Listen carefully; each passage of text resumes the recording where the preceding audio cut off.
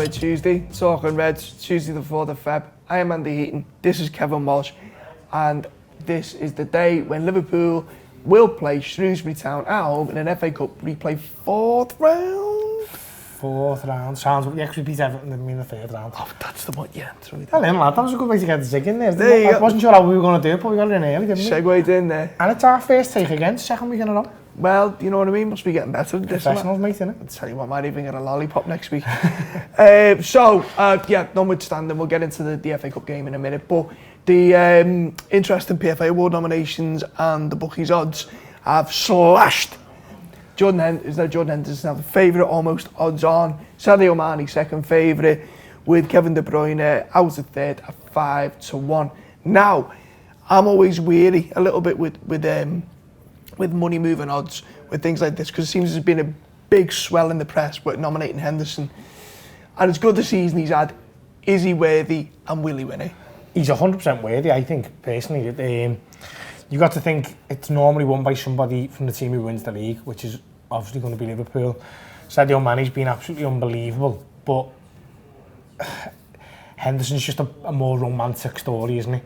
And also, it's PFA, so obviously the professional footballers who do it. The football writers one as well, I think, be interesting one to see who they give it to. I think he might have more of a chance with Henderson, but you can see a lot of footballers. Is the football writers the one where they give it to Giggs after he'd only played up 4 games that season? Well, I think Ollie Holt and all them got going at don't they? So it's kind of like when Scorsese never won an Oscar for ages, and then they give him it for, I don't know, Casino or something like that, when Goodfellas should have won it. It's like a sympathy Oscar.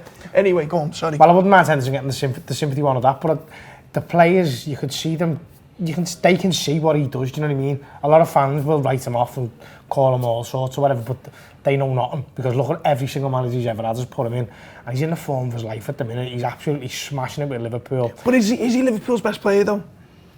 I mean, I would argue tooth and nail, union and all that Alisson has been as important, if not more so. Yeah, that's and if that's the case, you know. But don't forget, Alisson's missed 10 weeks of the season, hasn't he? Was it 6, wasn't it? Well, whatever, 10 games, whatever it is for that. Don't get me wrong, I agree with you, but for a goalkeeper to get it in a team which has got the lowest goals conceded would be unlikely for me, because it's unlikely to have the lowest goals conceded because of just your goalkeeper. You've got it because you've got a fantastic defence, and in that defence you've got Virgil van Dijk. I think players like Van Dijk, Mo Salah and Alisson now to an extent are always going to suffer when it comes to awards, because they're held up to such a high level that they're just expected to be 9 out of 10 every single week now. Whereas if a player raises their level to 9 out of 10 like Jordan Henderson's done, it's more noticeable. So you can see why someone would go, well, yeah, he deserves this one. And listen, I hope he does win it. I hope Mane's been absolutely fantastic and in the form of his life, and he's been the one who, when there was doubt about winning the league, has been dragging everyone. When Lallana scored that equaliser at Old Trafford and everyone else was made up for him, Sadio Mane did not have 1 ounce of joy for Adam Lallana. He just wanted to get back to the centre and score the next one to get the 3 points. So if you're talking about who's dragged us there, it probably is Mane, and he's in the form of his life as well. But just for the romantic side, I'd love to see Henderson win it. Is there not a risk of being so many candidates from Liverpool splitting the vote and letting, well, I mean, De Bruyne's third favourites in there, but De Bruyne or any one of a couple of other players in there? It's very unlikely, I would say, that somebody not from Liverpool would win it. De Bruyne's been absolutely fantastic, but again, is one of those players who may suffer from the fact that he's always absolutely fantastic. And I'm saying he's always fantastic. His level's dropped slightly as Man City's as the season's gone on. So I'd be very surprised if it's not a Liverpool player who wins it. And listen, Henderson's as worthy as anyone, but as you made the point there, you could make an argument for probably 8 of our players to win it. Jordan Henderson, Fabinho before he got injured. Wijnaldum's absolutely flying at the moment, isn't he? In every single game he plays, not just for Liverpool, but for Holland as well. So there's Salah, back in the form of his life. Bobby Firmino is absolutely bossing it again. So I'd imagine it'll be a Liverpool player. Splitting the vote could be an issue, I suppose, but you probably only will be split it between Liverpool players. One of your questions from yesterday, and remember to leave one below here today. Do Liverpool have the 2 best number 6s in the world with Fabinho and Henderson? Bit of hyperbole, but you can see where he's coming from. I remember when hyperbole, I like it. When Fabinho got crocked and everyone was worried that suddenly the world was going to cave in, the sky was going to fall. Henderson comes in there, maintains, actually improves his form, and now has gone back forward, and Fabinho was just seamlessly slotted back in. Yeah, I'd say as well, the thing with the number 6 position is we play with 2 of them, really. And sometimes it looks a bit even like we've got 3 of them if you've got Wijnaldum in there as well as Henderson and Fabinho. Other teams, a la Man City, they play with more 3 number 10s, so they're a little bit further forward up the pitch. So we're the best team in the world at the moment, so it would probably go to say that your engine room is going to be the best players in the world in that position. Listen, as you say, it is a little bit of hyperbole because Henderson has not necessarily played the number 6 all season, but when he has played there, he's been absolutely phenomenal. And Fabinho, in my opinion, is the best defensive centre mid in the world. What I'd say is, when Henderson plays number 6, he doesn't play defensive centre midfield role, which obviously is weird when you consider he's taken over from Fabinho while he's been out. But I still think he's more of a front-footed, playing on the right, covering right back, rather than your natural, what you'd think of as a number 6 midfielder. But listen, for the question to even be asked and for us to be able to answer it properly, I'd say that shows you what level they're both playing at.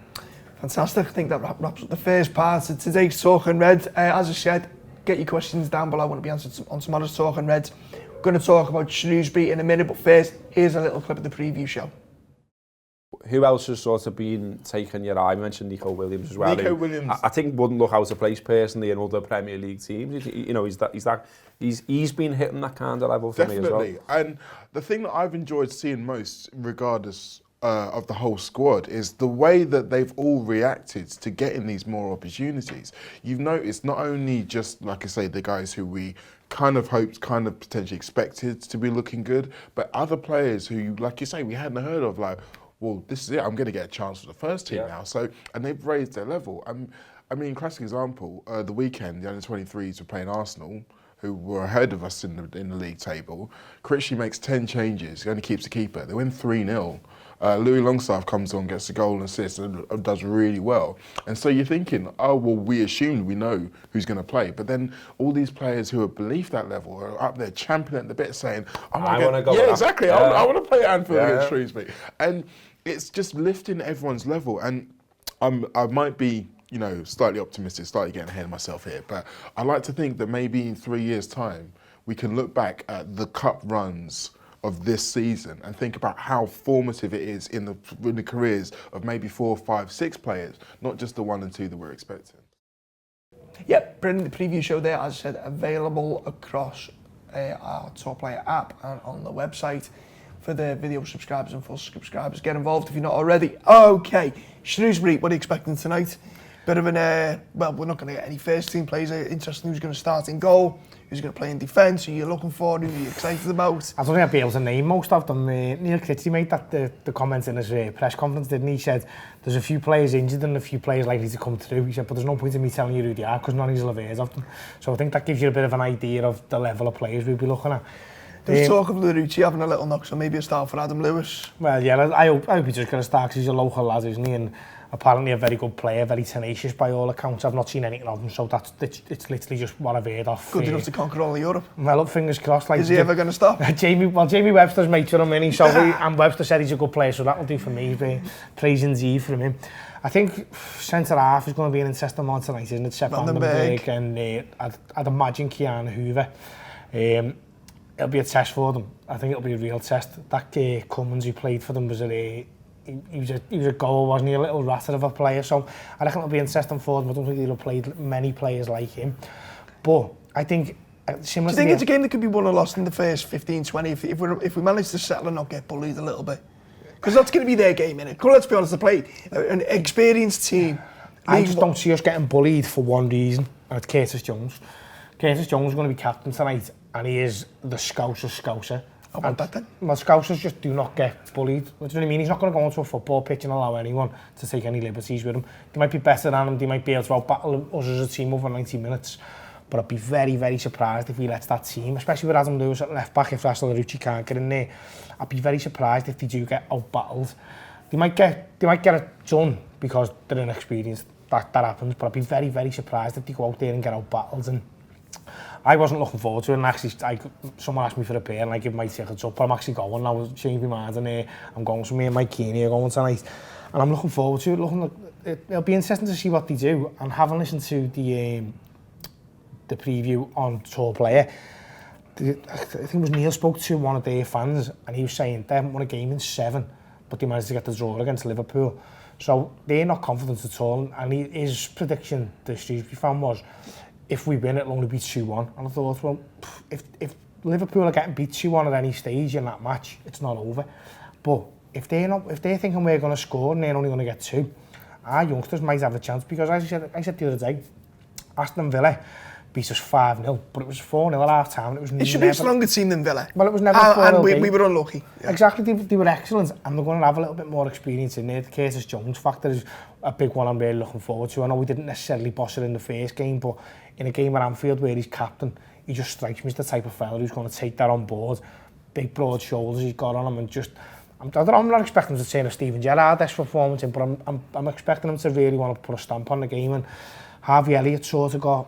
I don't know whether he got bullied out of it or whether it was just a bit of a culture shock to him, because you forget he's only 16, don't you, in that first game, and he didn't really He's in tonight, isn't he, Elliott? You'd imagine so, yeah. So I think him with Hardy up front, who he's another one who probably, he's been playing for Brentford, you know what I mean, he was at Man City. He's a bit of a lump and he's fast as well, so I think he's probably going to give their centre-half. Sounds like most of our mates. Yeah, to be fair, no, yeah, except they're not fast. Yeah. But I think he's going to give their centre-half something to deal with, and that's what, as long as we've got someone occupying them, I fancy us to have a chance, because in the first game, he didn't put a shift in at all, did he? See back on Liverpool for a win? Yeah, if I'm going to a match, I'm going to expect Liverpool to win. I won't be surprised if we get beat, put it that way. But by the same token, it's just another chance for these kids to show that they can play the Liverpool way. And I said the other day, when I done a bit of a preview on it, this is a League One team playing Premier League children. Do you know what I mean? And they are kids, so they might be able to outbully them. But I reckon if Liverpool just stick with what they do and keep doing what they do, against Aston Villa they got beat 5-0, but it was never a 5-0 game. The second one was a very, very fluky finish, wasn't it? It took the deflection for Aston Villa. But Liverpool came out second half and bossed the game. Against the League One Shrewsbury, if they can do that, you never know what could happen. But it's one of them games where I'm not going in with any sort of expectations, and I don't think anyone in the crowd is, but it's going to be a 55,000 sellout, so it's the biggest game some of these lads are ever playing, and I think they should put the performance into match that. I think if Liverpool can see out the first 15-20, I think they might be alright. But whether they can or not, we'll see. Fancy, I don't know, I can see a draw, penalties again. Well, I'll do. You wouldn't back against our kids scoring the penalties, would you? Because I'll only have the pressure on them, but the likes of Curtis Jones, Harvey Elliott stepping up to take penalties. Do you know what I mean? Penenka's all over the shop. But it would be, wouldn't it? You know what I mean? You know, their eyes closed and no look penalties and all that. So that's Shrewsbury tonight. As I said, loads of coverage. Immediately after the game, we'll have the review show as well the day after. Post-match pints, immediate pink show, all that stuff. Ireland shows and USA shows. We have an Amsterdam tour of the United States. We'll be going out there in March, but just to remind you, both on sale now at theanfieldwrap.com/tour live. Ireland, we're doing Belfast, Dublin and Cork this weekend. And then in March, we're going to the US and Canada. We're doing Toronto, Boston, New York City, Austin, Texas, Atlanta, and Delaware. Delaware? Smashing it, aren't you? There you go. Where's Delaware? Anyway, one for the dads. That's been Talking Reds. No bed Tuesday. Up the Reds.